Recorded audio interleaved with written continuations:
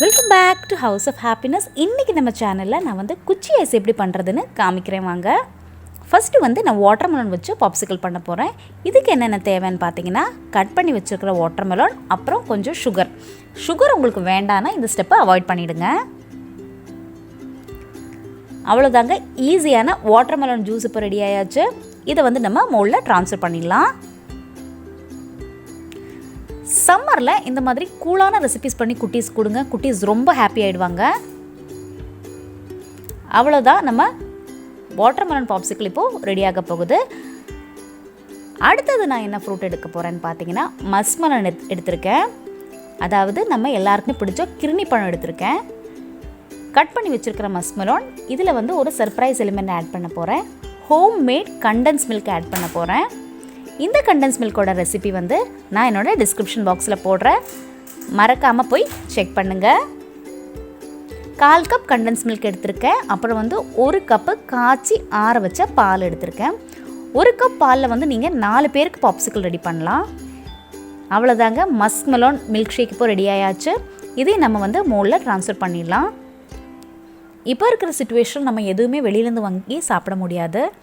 எனக்கு தெரிஞ்சு இப்போல்லாம் வந்து ஃப்ரூட் பாப்சிக்கல் கிடைக்குதா இல்லையான்னு எனக்கு தெரியல.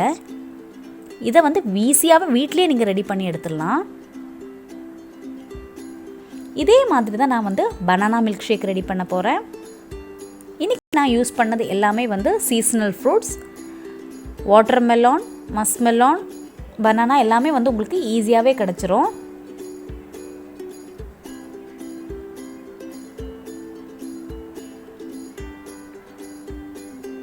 அவ்வளோதாங்க, ஈஸியான பனானா மில்க் ஷேக் இப்போ ரெடி ஆயாச்சு.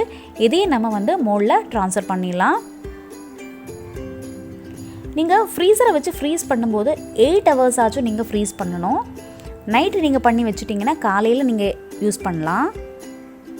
அப்போ தான் உங்களுக்கு கரெக்டான கன்சிஸ்டன்சியில் கிடைக்கும். இல்லைன்னா உங்களுக்கு குச்சி வேறு அந்த ஐஸ் வேறு தனித்தனியாக வந்துடும். அவ்வளோதான், நம்ம பனானா பாப்சிக்கல் இப்போ ரெடியாக போகுது.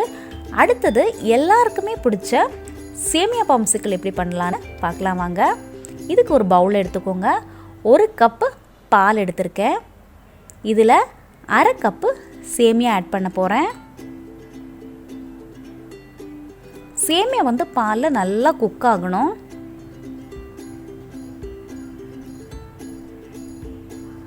கால் கப்பு கண்டென்ஸ் மில்க் ஆட் பண்ண போகிறேன். 1/4 கப்பு சுகர் ஆட் பண்ணிக்கோங்க. இந்த பால் வந்து ரொம்ப நேரம் பாயில் ஆக வேண்டாம். ரொம்ப திக்காச்சுன்னா அது வந்து ஃப்ரீஸ் பண்ணுறதுக்கு கஷ்டம்.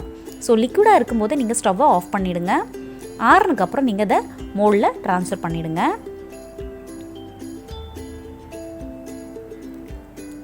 நீங்கள் அன்மோல்ட் பண்ணும்போது இந்த மோல்டை வந்து வார்ம் வாட்டரில் டிப் பண்ணிவிட்டு அதுக்கப்புறம் அன்மோல்ட் பண்ணுங்கள். இல்லைனா வந்து ஃப்ரீசர்லேருந்து எடுத்து ஒரு 20 செகண்ட்ஸ் வந்து வெளியில் வச்சுட்டு அதுக்கப்புறம் அன்மோல்ட் பண்ணுங்கள். ஈஸியாக உங்களுக்கு அதை அன்மோல்ட் பண்ணிடலாம். இந்த ரெசிபி உங்களுக்கு பிடிச்சிருந்ததுன்னா மறக்காமல் ஹவுஸ் ஆஃப் ஹாப்பினஸ்க்கு சப்ஸ்கிரைப் பண்ணுங்கள். இன்னொரு இன்ட்ரெஸ்டிங்கான வீடியோட நான் உங்களை மீட் பண்ணுறேன். Till then take care. Bye bye from Priya.